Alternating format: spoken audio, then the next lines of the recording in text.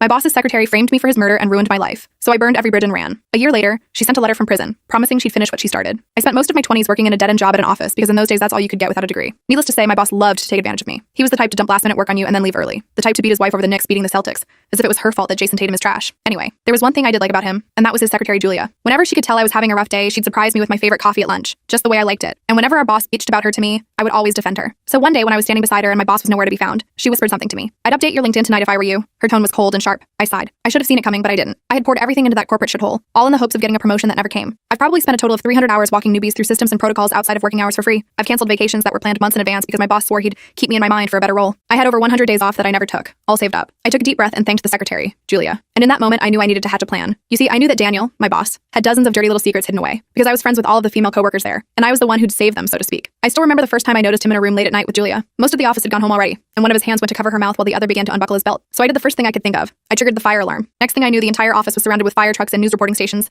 ready to give out whatever juicy gossip they thought they were going to find. I tried to convince Julia that she needed to come forward, that I would be her witness, but she just said the same thing that every other woman in the office said when I tried to do this. "I can't afford to lose this job. Please stop bringing it up." It was heartbreaking every time, and it enraged me to see Daniel getting away with it. But now that I was getting fired, I could do exactly what I wanted. And I always had the ice hockey mentality, meaning I firmly believed that everything ought to be solved with violence, by any means necessary. So one day, I asked my sister if she could hang around outside of work and follow my boss home. For context, she's a bad bitch and looks harmless, so if she somehow got caught, Daniel wouldn't assume it was me behind it all. She managed to plant evidence to frame him for cheating on his wife, which he obviously was. She threw one of her earrings into the backseat of their car, left a pair of red-hearted undies by their kitchen counter, a suggestive note by the plant pot, and as if by fate, it just so happens that Daniel sleeps with all his windows open. So this was extremely easy to do. A few days later, on the day I was meant to be fired, Daniel never came into work. When I asked Julia what was going on, she told me that he and his wife were going through a sudden divorce. I couldn't even hide my smirk. Julia laughed too, but only because she thought it was karma in the works, instead of yours truly. I knew things were getting really good when he finally returned to work, because for the first time ever, he went the entire day without yelling or trying to take advantage of the interns. Like, wow. So that's when I struck again. Or at least my sister did. That day I brought Daniel his coffee, but instead of his usual, it was a decaf latte, along with a side of 3 crushed up Benadryl. And sure enough, he ended up going home early in an Uber because he must have had a bad night's sleep last night. That night, my sister snuck into his home and found his depression meds, and she switched it for some harmless vitamin C capsules. Lol. The next day, Daniel looked like crap. His eyes were bloodshot and glassy, his hair was greasy like he had skipped a shower that morning, and he couldn't even make eye contact with anyone, let alone fire me. Me and Julia even joked that he looked like a zombie from that Game Plants vs. Zombies LMAO. I'm still not sure what I expected to happen next. Maybe for him to quit and move somewhere else, or to slowly become a better person. Boy, was I wrong. Because a week later, as I had my feet on the coffee table while enjoying some Breaking Bad on Netflix, I got the call. It was Julia. She was in tears and could barely get the words out. "Daniel, he took own life. Dead." My heart dropped. I immediately hung up the phone. That's when I heard a knock at the door. I opened it to see his wife death staring me. Christine stood there in my doorway, her eyes red-rimmed but disturbingly calm. For a second, neither of us said a word. I just stared, completely frozen, heart pounding so loud I thought she'd hear it. She looked exhausted, holding herself tightly as though the slightest breeze might topple her over. It hit me that I'd never seen her like this. Not in all those company parties or late nights where she'd show up at the office, always composed, always in control. Now she looked like someone had reached in and pulled out whatever strength she had left. "Can I come in?" she finally asked, her voice barely above a whisper. It sounded rough and broken, and that shook me more than I wanted to admit. I stepped aside quickly, fumbling to close the door behind her. My thoughts raced, wondering if she knew, if somehow she'd figured out my part in this. Christine moved past me without looking around, heading straight to my kitchen table like she'd been here before, like this was just another one of Daniel's company dinners, and we were about to sit down over drinks and fake smiles. She sat down slowly, carefully pulling the chair out, like any quick movement might break her. I sat down across from her. She looked straight at me then, her gaze piercing. "Did you know?" she asked bluntly, not breaking eye contact. "Know what?" I managed, trying to keep my voice level. "Did you know he was seeing someone else?" she asked, her voice cracking slightly. She didn't cry, didn't even tear up. "I heard rumors," I admitted cautiously. "You know how the office is. People talk, but I never actually saw anything." It wasn't exactly a lie, but it wasn't entirely true either. My stomach twisted uncomfortably as I watched her reaction, hoping she'd believe me. Christine nodded slowly, seemingly processing this, turning it over in her mind. I didn't either. I mean, I suspected, of course. Daniel was always distant, secretive, but I never thought he'd actually... She rubbed her face tiredly. I felt a sudden urge to comfort her, to reach out and place a hand on her shoulder or say something reassuring, but I stayed perfectly still. "I just needed someone to confirm I'm not crazy," she finally said, shaking her head slightly, "to tell me I'm not imagining things." "You're not," I said quietly. Daniel was complicated. He had a lot going on. We sat there for another few minutes in uncomfortable silence, neither of us knowing exactly what else to say. Christine eventually stood up, steadying herself briefly on the table as if gathering strength. "I'm sorry to bother you. I needed to talk to someone." "It's okay," I said quickly, standing up as well, awkwardly hovering near the table. "If you need anything else, just call. Seriously." Christine paused at my door, turning slightly to face me. "Thanks for listening. I guess I thought you might have known something I didn't. If I had," I lied smoothly, "I would have told you." Without another word, she stepped outside, closing the door softly behind her. I stood rooted in place, listening to her footsteps fade away until I couldn't hear them anymore. Only then did I let out the breath I'd been holding, my knees suddenly weak as I sank back into the chair. I didn't sleep at all that night. I kept replaying that conversation over and over, wondering if I'd said too much, if she suspected anything. The guilt pressed down harder than ever, suffocating me as I stared blankly at the ceiling until dawn. In the following weeks, paranoia became my constant companion. I'd glance nervously at every passing car,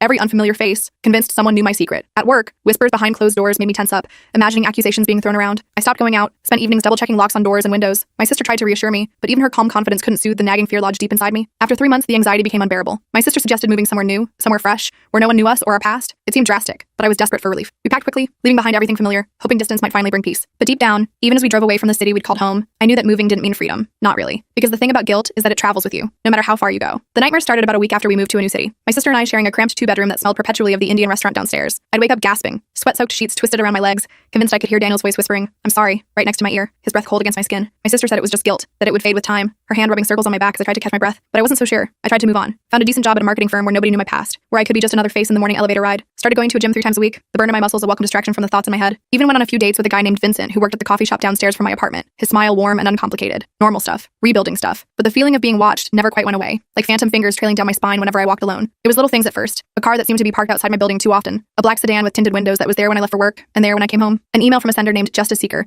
that contained nothing but a single period. A hang-up call from a blocked number every Tuesday at exactly 9:17 p.m. The silence on the other end somehow louder than any threat. "You're being paranoid," my sister told me over dinner one night, twirling pasta around her fork. She looked better now. Had gained back the weight she'd lost during those terrifying weeks. Her cheeks fuller, her eyes brighter. Had stopped checking over her shoulder constantly. "Christine has no idea where we are. Julia's probably in Mexico living her best life with whatever she blackmailed out of Daniel." I nodded, but I wasn't convinced. The food tasteless in my mouth. "Maybe," I said, pushing my food around my plate. "But what if—" "No more what ifs," she interrupted, reaching across the table to grab my hand. "We're safe. It's over." I wanted to believe her. I really did. Then the package arrived. No return address. Just a small brown box sitting innocently outside my apartment door when I got home from work. I almost didn't open it. Almost threw it straight into the dumpster behind our building. But curiosity won out. Inside was a USB drive and a small card that simply read, "Part 2. The letters precise and black against the cream cardstock. My hands trembled as I plugged it into my laptop. Another video file. I clicked play, my throat tight with dread. It was footage from what looked like a hotel room. Bland beige walls and generic artwork. Julia sat on the edge of the bed, talking to someone off camera. Her face looked different, harder, more calculating than I'd ever seen it at the office. Her usual warm smile replaced by something cold and reptilian. "He's becoming a liability," she was saying, her voice crisp and businesslike. "The depression is making him sloppy. He almost told his wife about us last week." A male voice responded, though I couldn't see who it belonged to. "So what do you want to do about it?" Julia smiled, cold and determined. "I think it's time for Daniel to have an unfortunate accident. But first, we need someone to take the fall." The video cut to another clip. Julia in what looked like a car, on the phone. "Yes, Christine, I think you should know. Your husband has been acting strange lately. I'm worried about him, and I think one of our coworkers might be involved somehow." My blood ran cold as I realized what I was watching. Julia setting me up. Julia manipulating Christine. Julia orchestrating everything like a puppet master. Invisible strings attached to all of us. The final clip showed Julia in Daniel's office after hours, going through his desk with practiced efficiency, replacing what looked like med bottles. Not my sister. Julia. I slammed my laptop shut, breathing hard. This changed everything. I hadn't called Daniel. Julia had. She'd used my hatred of him, my sister's willingness to help. All of it as cover for her own plan. A perfect smokescreen for her own murderous intentions. But who sent this video? And why now? Months after we'd fled. My phone buzzed with a text from an unknown number. "Now you know. What are you going to do about it?" I didn't respond. Couldn't. My mind was racing too fast. 1,000 thoughts colliding. The next morning, I called in sick to work and spent the day trying to track down more information. I searched for Julia online,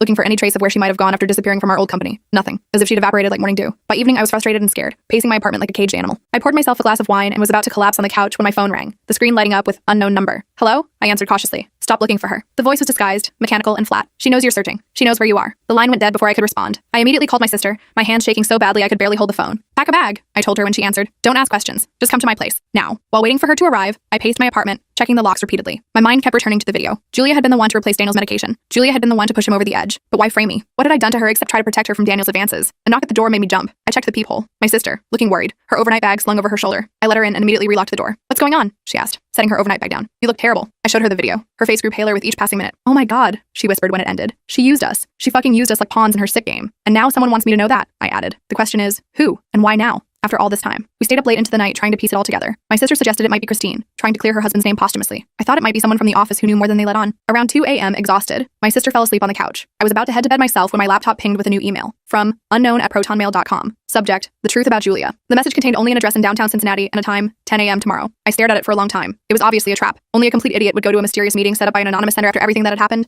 But I needed answers. I didn't tell my sister about the email. When she woke up the next morning, I told her I had to run to the office for a few hours to catch up on work I'd missed. The address turned out to be a small coffee shop tucked between a bookstore and a vintage clothing boutique. I arrived 20 minutes early, chose a table with my back to the wall, and ordered a coffee I had no intention of drinking. At exactly 10 a.m., a woman walked in. It took me a moment to recognize her without the expensive suits and perfect makeup, but when she turned toward me, I felt like I'd been punched in the stomach. Deborah, Daniel's executive assistant from the floor above ours. We'd barely interacted at the office. She worked directly for the company president and rarely mingled with us lower-level employees. She sat down across from me without asking permission, her eyes hard and evaluating. "You look surprised to see me," she said quietly. "I am," I admitted. "What is this about? Did you send me that video?" She nodded, glancing around to make sure no one was listening. "Julia and I were friends once, before she changed, before she started sleeping with Daniel and plotting her way up the corporate ladder." I blinked, trying to process this. "Julia and Daniel were having an affair for nearly 2 years," Deborah confirmed, "but it wasn't about love or even lust. It was about power. Julia wanted Daniel's position. She was using him, gathering dirt on him, manipulating him like a chess master. But why would she call him?" I asked, keeping my voice low. If she had dirt on him, couldn't she just blackmail him into promoting her? Deborah's mouth twisted into a bitter smile. Daniel was going to end it. He'd finally had enough of her threats. He was going to come clean to his wife, to HR, to everyone. Julia couldn't let that happen. It would have destroyed everything she worked for. So she, what? Used me as a convenient scapegoat? You made it so easy, Deborah said, not unkindly. Everyone knew how much you hated him, how protective you were of the women in the office. When things started happening to Daniel, the divorce, the medication issues, you were the obvious suspect. I felt sick. Why are you telling me this now? Why not when it was happening? I didn't know the full extent until after, she said. Julia kept digital journals, password-protected files where she documented everything. I only found them because she asked me to retrieve some files from her computer after she disappeared. Where is she now? I asked, leaning forward. That's why I contacted you, Deborah said. She's here, in Cincinnati. She started working at Harlow Media under a new name, Willow Parker. She's looking for you. I don't know why, but she's obsessed with finding you. She calls you unfinished business. You've seen them? My heart was pounding. Deborah nodded. We've been reconnecting. She thinks I'm still her friend, but after what she did to Daniel, to you, to everyone, I can't let her hurt anyone else. She's a monster wearing human skin. What do you want from me? Help me stop her, Deborah said simply. I have access to her apartment. I can get her journals, her records, everything we need to prove what she did, but I can't do it alone. Every instinct told me to run, but running hadn't worked. Julia had found me anyway. When? I asked. Decision made. Tonight. She has a business dinner with potential clients. Her apartment will be empty from 7 to at least 10. I nodded slowly. I'll help, but my sister stays out of this. She's been through enough. Deal, Deborah said, standing up. She handed me a piece of paper with an address. Meet me here at 6:30. Come alone. And be careful. Julia has eyes everywhere. As she walked away,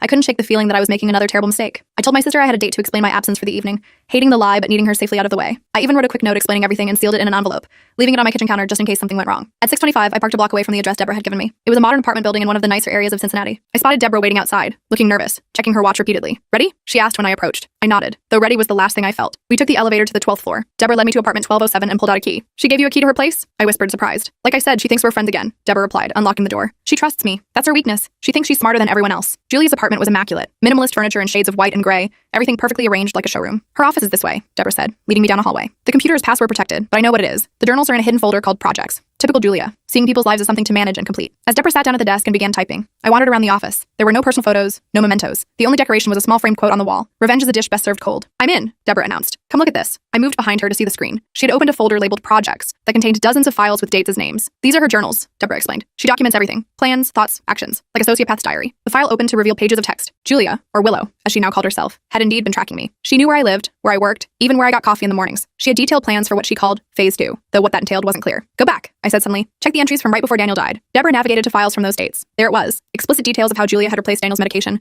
how she had manipulated Christine, how she had set me up to take the fall. We need to copy these, I said urgently. All of them. It's the only way to prove what really happened. Deborah nodded, pulling a USB drive from her pocket. Already planned on it. As she began copying the files, I continued reading through the journal entries. Julia had been planning Daniel's death for months. She'd been having an affair with him, but also blackmailing him with evidence of financial improprieties she discovered. When he threatened to expose her, she decided he needed to be eliminated. Deborah, I said slowly as a terrible thought occurred to me. How did Julia know I moved to Cincinnati? I didn't tell anyone from the office where I was going. Deborah's hands paused over the keyboard. I don't know. Maybe she hired a private investigator? And how did you find me? I pressed, taking a small step back. How did you know where to send that package with the video? The room seemed to grow colder as Deborah turned to face me, her expression unreadable. I told you. I've been monitoring Julia's activities. She led me to you. No, I said, taking another step back. That doesn't explain how you knew my address. No one knew that except my sister, and the front door opened with a soft click. Right on time, Deborah said, her voice suddenly different, harder, colder. Footsteps approached the office. I looked around frantically for an escape route, but there was only one door, and Deborah was between me and it. Julia appeared in the doorway, looking exactly as I remembered her except for her now blonde hair. She smiled at me, that same warm smile that had once brought me coffee when I was having a bad day. Hello, old friend, she said, her voice honey sweet with poison underneath. I've been looking for you for a long time. You two are working together, I said, the realization hitting me like a truck. Not exactly, Julia replied. Deborah works for me. Always has. She's quite the actress, isn't she? Almost had you convinced she was on your side. Deborah stood up from the desk, moving to stand beside Julia. Sorry about the deception, she said, not sounding sorry at all. But we needed you to come willingly. It's so much cleaner this way. Why? I demanded. What do you want from me? Julia's smile widened. Closure. You see, you're the loose end in all of this. The one person who knows too much. The one person who could ruin everything I've built. I haven't told anyone, I protested, eyes darting around for anything I could use as a weapon. I took the settlement. I disappeared. I kept my mouth shut about everything. For now, Julia agreed. But for how long? Especially now that you know the truth. She gestured to the computer screen where her journal entries were still displayed. I can't have that hanging over my head forever. So what's your plan? Tell me too? Make it look like another sewer slide? Julia laughed. Nothing so dramatic. I just need insurance.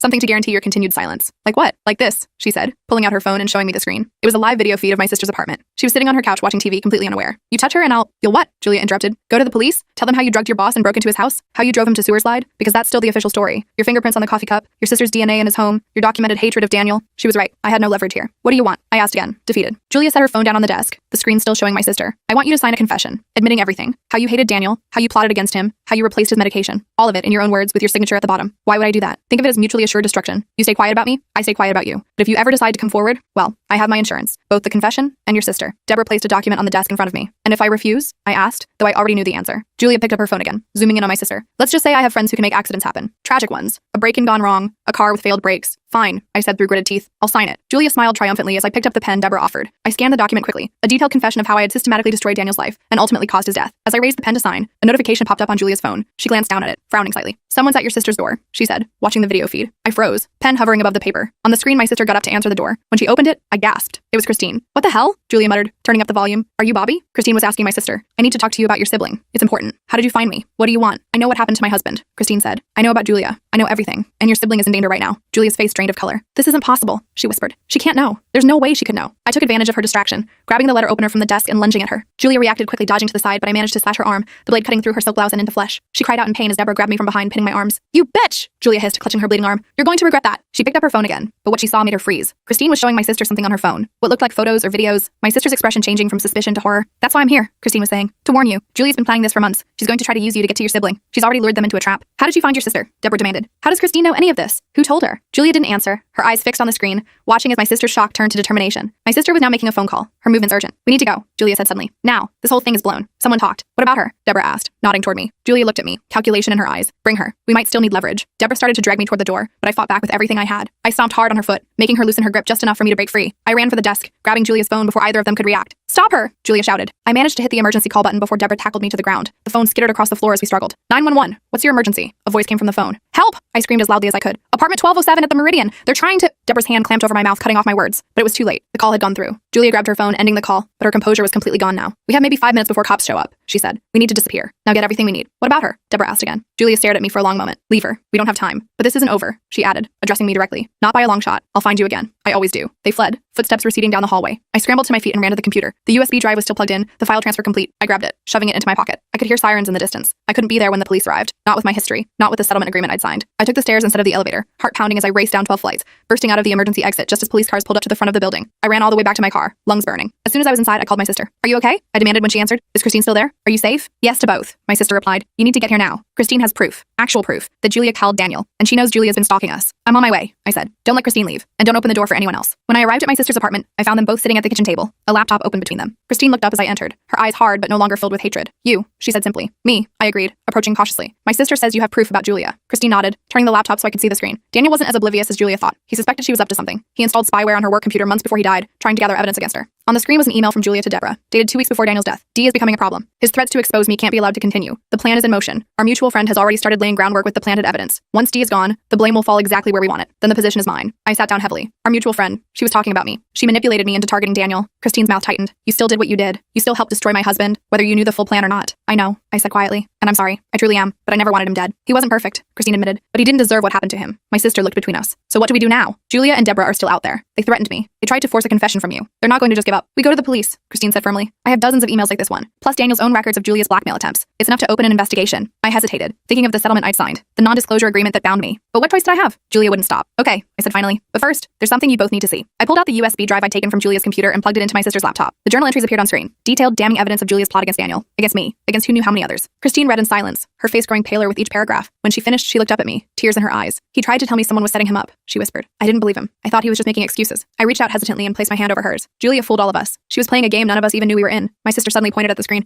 Look at this entry from last week. She mentioned someone named Albert. Says he's in position and ready when needed. I frowned. Albert Suzuki. Why does that name sound familiar? Christine's eyes widened. He's the new security guard at my apartment building. He just started 2 weeks ago. We all looked at each other as the implications sank in. She'd been 10 steps ahead of us the entire time. We need to go, I said urgently. All of us. Right now. It's not safe here. As if to emphasize my point, my sister's phone buzzed with a text. Unknown number. Albert says hello. Front door in 30 seconds. I grabbed my sister's arm and pulled her toward the back door. Fire escape. Now move. Christine was already on her feet, laptop clutched against her chest. What about my car? It's parked out front. Leave it, I hissed. The car's not worth your life. We clambered down the metal stairs as quietly as possible. When we reached the bottom, I peered around the corner of the building. No sign of Albert, at least not yet. My car's 2 blocks over, I whispered. Stay close and keep your heads down. We made it to my car without incident, piling in with Christine in the passenger seat and my sister in the back. I started the engine and pulled away from the curb, forcing myself to drive normally despite the urge to floor it. Where are we going? My sister asked, her voice shaking. I know a place, Christine said. My brother has a hunting cabin about an hour outside the city. No internet, no landline, completely isolated. Julia wouldn't know about it. I never mentioned my brother to anyone at the company. The cabin was exactly as Christine had described. Isolated, rustic, and completely off the grid. Perfect for hiding. Terrible for getting help if we needed it. Once inside, we gathered around the kitchen table with the laptop and USB drive, piecing together everything we knew. Christine's evidence combined with Julia's journals painted a clear picture. Julia had been systematically manipulating everyone around her for years. She used me, I said, staring at an entry where Julia detailed how she noticed my hatred for Daniel and decided to exploit it. She knew exactly which buttons to push. She used all of us, Christine corrected. Daniel was just an obstacle to be removed. I was collateral damage. My sister spoke up. So what's our next move? We can't hide here forever. She was right. We needed a plan, not just to escape Julia, but to stop her permanently. We go to the police, Christine said firmly. With both sets of evidence, they'll have to investigate. I shook my head. It's not that simple. I signed an NDA with the company. Plus, I did substance Daniel. I did help plant evidence in his home. Those are crimes. So what? We just let Julia get away with murder? Christine demanded. No, I said, an idea forming. We set a trap. We hit her at her own game. The plan was risky, but it was the best we could come up with. Christine would reach out to Julia, claiming she had Daniel's spyware evidence and wanted to make a deal. She'd arrange a meeting at a public place. Meanwhile, I'd contact Marcus from IT, the one person from my old job I still somewhat trusted,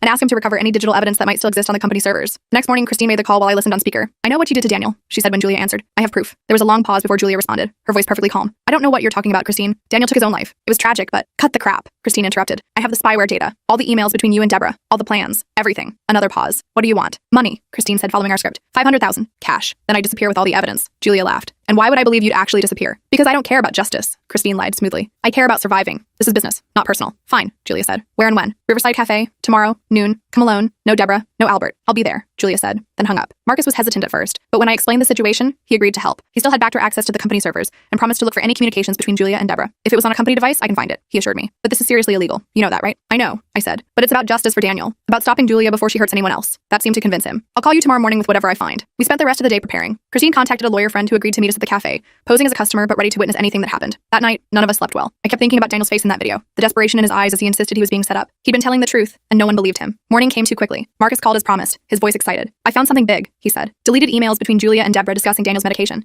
They specifically mention replacing it with placebos to destabilize him. There's even one where Julia talks about our convenient scapegoat. I'm guessing that's you." Relief flooded through me. "Can you send them to me?" "Already did, and I made copies. Stored them offsite, just in case." With Marcus's evidence added to our collection, we had an ironclad case against Julia. All we needed now was to get her to incriminate herself at the meeting. Christine and I arrived at the Riverside Cafe an hour early, choosing a table in the corner with a clear view of the entrance. Her lawyer friend James sat at a nearby table, pretending to work on his laptop alert to everything happening around him. At exactly noon, Julia walked in. She looked different. Her hair was now dark brown, cut in a sleek bob, and she wore glasses I'd never seen before. She spotted Christine and walked directly to our table, her eyes narrowing when she noticed me. "What is this?" she asked, remaining standing. "Our agreement was to meet alone." "Change of plans," Christine said coolly. "Sit down, Julia. Or should I call you Willow now?" Julia's jaw tightened, but she sat, keeping her purse close on her lap. "Where's the money?" she demanded. "Where's Deborah?" I countered. A flicker of something crossed Julia's face. "Not here. This is between us." "Is it?" Christine pulled out her phone and placed it on the table. "Because I have evidence that says otherwise. Evidence that you and Deborah conspired to cull my husband." Julia's laugh was brittle. "That's absurd. Daniel called himself. Everyone knows that. After you replaced his depression medication with placebos," I said quietly. "After you manipulated his wife. After you pushed him to the breaking point. You can't prove any of that," Julia said, but I could see the calculation in her eyes. "Actually, we can," Christine said, sliding her phone across the table. "Take a look." Julia picked up the phone cautiously, scrolling through the emails Marcus had recovered. Her expression remained neutral, but I noticed her knuckles whitening as she gripped the phone tighter. "These could be faked," she said finally. "They could be," I agreed, "but they weren't. And that's just the beginning. We have your journals too, Julia. The ones where you detail everything. How you used me, how you planned Daniel's death, how you're still tracking me and my sister." For the first time, Julia looked genuinely alarmed. "How did you get access to your computer?" I finished for her. "Let's just say Deborah isn't as loyal as you think." It was a bluff, but Julia's reaction told me it hit home. Her eyes darted around the cafe. "What do you want?" she asked, her voice tight. "Justice," Christine said simply. "For Daniel. For everyone you've hurt." Julia leaned forward, her voice dropping to a whisper. "Listen to me carefully. If you go to the police with this, I'll make sure they know everything about your involvement," she said, looking directly at me. "The drugging, the breaking and entering, all of it. You'll go down with me. Maybe," I acknowledged. "But I'm willing to take that risk. I'm willing to face consequences for my actions." "Are you?" Julia's expression hardened. "And what about your sister? Are you willing to risk her too? Because Albert is still out there." "One text from me and Albert Suzuki was arrested this morning," James said, suddenly appearing at our table. "Attempted breaking and entering. He's already talking to the police, trying to cut a deal." Julia's face drained of color. "Who the hell are you?" "James Anderson, attorney at law." He placed a business card on the table. "And you're in serious trouble, Mr. Parker. Or should I say, Ms. Reynolds?" Julia stood abruptly, grabbing her purse. "This conversation is over. Sit down," Christine said, her voice like steel. "Or I call Detective Willow right now and tell him you're trying to flee. He's very interested in Daniel's case being reopened." Julia froze. "Detective who?" "Harley Willow," James supplied. "Cincinnati PD. He's very interested in Daniel's case being reopened. He's actually waiting for my call right now." I could see Julia reassessing, looking for an escape, but she was trapped, and she knew it. Slowly, she sat back down. "Here's what's going to happen," Christine said. "You're going to confess. Everything. On record. In exchange, I'll ask the prosecutor to consider a reduced sentence." "And why would I do that?" Julia asked, her voice barely audible. I pulled out my phone and showed her the screen. A text conversation with Deborah that Marcus had helped me fake. "Because Deborah already has," I lied. "She's giving her statement to Detective Willow right now." Julia stared at the fake texts, disbelief washing over her face. "She wouldn't. She can't prove anything without